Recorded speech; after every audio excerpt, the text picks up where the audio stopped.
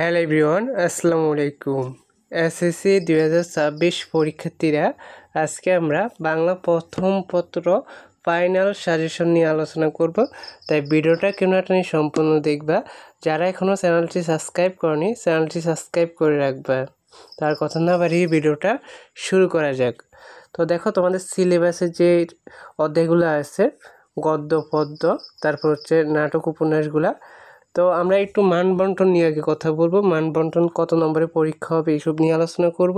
তোমাদের 15 নম্বর হচ্ছে 100 নম্বর। 100 নম্বরের মধ্যে দেখো সিকিউ কয়টা দিতে হবে, এমসিকিউ কয়টা দিতে হবে, এইসব নিয়ে আগে আলোচনা করি। তারপরে আমরা কী কী গল্পগুলো পড়তে হবে, কী কী কবিতাগুলো পড়তে হবে, ওইগুলো নিয়ে আলোচনা করব।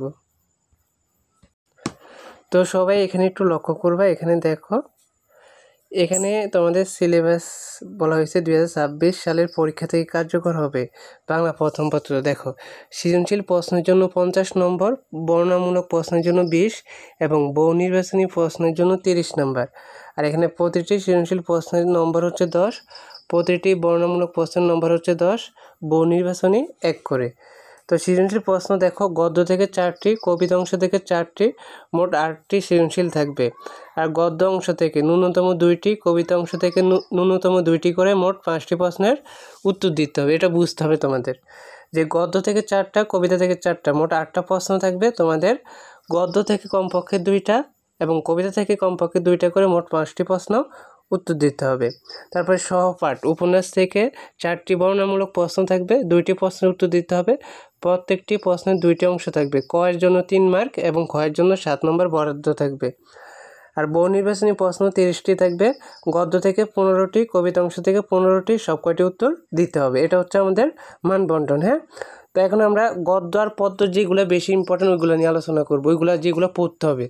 যেহেতু তোমাদের গদ্য থেকে মাত্র 2টা বা 3টা কোশ্চেন অ্যান্সার করলে হয়ে যাবে, আর কবিতা থেকে 2টা বা 3টা, মোট 5টা দিতে পারলেই হবে তোমাদের। তো গদ্য থেকে প্রশ্ন 4টা হবে, পদ্য থেকে প্রশ্ন 4টা, মোট 8টা হবে। আর সহপাঠ থেকে সৃজনশীল হবে না, শুধু বর্ণনামূলক প্রশ্ন 4টা থাকবে, 2টা উত্তর করতে হবে। ক অংশের জন্য 3 মার্ক, খ অংশের জন্য 7 নম্বর। হ্যাঁ, এভাবে 10 নম্বর। আর বহু নির্বাচনী প্রশ্ন 30টা থাকবে, 30টা উত্তর করতে হবে। এখানে সহপাঠ থেকে বহু নির্বাচনী হবে না, শুধু গদ্য আর পদ্য থেকে হবে। মানে গদ্য হচ্ছে গল্প, পদ্য হচ্ছে কবিতা। তো এখন আমরা দেখব কোন কোন গদ্য এবং পদ্যগুলা পরীক্ষার জন্য তোমাদের ইম্পর্টেন্ট আছে। তো দেখো, এখানে তোমাদের পদ্য, হ্যাঁ, গদ্য প্রথমে। গদ্য এখানে আছে প্রত্যুপকার, শোভা, বই পড়া, আমাটির বেপু, মানুষ, মোহাম্মদ সাল্লাল্লাহু আলাইহি সাল্লাম, নিম গাছ, শিক্ষা, মনুষ্যত্ব, প্রবাস বন্ধু, 21-এর গল্প। এই 9টা আছে। তো প্রত্যেক বোর্ডের জন্য 9টা পড়তে হবে। গল্প তোমাদের কোশ্চেন হবে কয়টা করে? 4টা করে। তো যেহেতু প্রত্যুপকার এটা নতুন, এটা তোমাদের প্রত্যেকে পড়তে হবে। এখান থেকে প্রত্যেক বোর্ডে কোশ্চেন হবে। তারপরে শোভা, বই পড়া, এটাও পড়তে হবে। শিক্ষা, মনুষ্যত্ব, এটা পড়তে হবে। 21-এর গল্প, এটাও নতুন আছে, এটাও পড়তে হবে। এগুলা পড়বা মনোযোগ দিয়ে।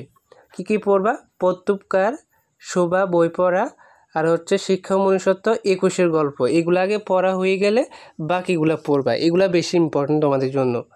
যারা 26 সালে এসএসসি পরীক্ষার্থী আছো, প্রত্যেকেও প্রত্যুপকার, শোভা, বই পড়া, তারপর হচ্ছে শিক্ষা, মনুষ্যত্ব, 21-এর গল্প, এগুলা ভালো করে পড়বা। গদ্য, হ্যাঁ। আর পদ্য, পদ্য দেখো, পদ্য যেগুলো পড়বা, কপোতাক্ষ নদ, তারপর হচ্ছে সেদিন এই মাঠ, আমি কোনো আগন্তুক নই, বোশেক। তাহলে কপোতাক্ষ নদ আর হচ্ছে সেদিন এই মাঠ, আমি কোনো আগন্তুক নই, বোশেক, তারপর জীবন বিনিময়। এগুলো নতুন, তো এখান থেকে কোশ্চেন হবে। এগুলো আগে ভালো করে পড়বা। কপোতাক্ষ নদ, জীবন বিনিময়, সেদিনেই মাঠ, আমি কোনো আগন্তুক নই, বোশেক। তো এই 5টা পড়লে তোমরা অবশ্যই 3টা কোশ্চেন কমন পেয়ে যাবে। 4টা না পেলেও 3টা কোশ্চেন কমন পেয়ে যাবে। তো আমাদের সিকিউ হয়ে গেল। সিকিউ মানে সৃজনশীল। আর এমসিকিউর জন্য তোমরা মেন বই ভালো করে পড়তে হবে। শব্দের অর্থ, লেখক পরিচিতি, পাঠ পরিচিতি, যা যা আছে সবগুলা ভালো করে পড়তে হবে। হ্যাঁ, আর যেহেতু নতুন নতুন গল্প তারপরে কবিতা দিয়েছে এই বছর, তো তোমাদের প্রশ্ন একটু আনকমন আসবে। হ্যাঁ, এই জন্য ভালো করে পড়াশোনা করতে হবে। আমরা আরও সাজেশন দিব, সামনে আরও সাজেশন দিব, তাই প্রত্যেকে চ্যানেলটি সাবস্ক্রাইব করে রাখবে।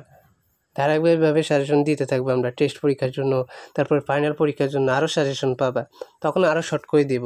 টেস্ট পরীক্ষা হয়ে গেলে আমরা বুঝবো কোন গল্প কোন কবিতাগুলো বেশি ইম্পর্টেন্ট।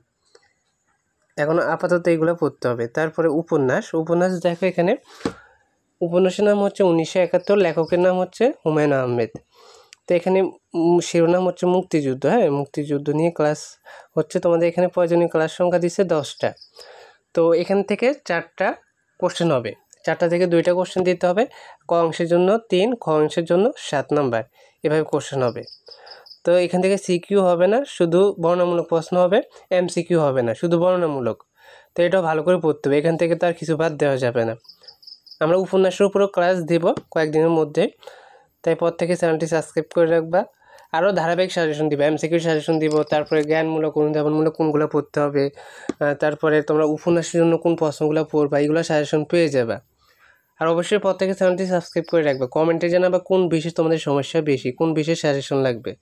আমরা আজকে বাংলা প্রথম পত্র যে সাজেশন ছিল ওইটা দিয়ে দিলাম। এগুলো একেবারে ফাইনাল পরীক্ষার জন্য, টেস্ট পরীক্ষার জন্য তোমরা এইভাবে পড়লে হয়ে যাবে। তো সামনে আরও ক্লাস পাবা, সাজেশন পাবা, তাই সকলে চ্যানেলটি সাবস্ক্রাইব করবা। ধন্যবাদ সবাইকে, আল্লাহ হাফেজ।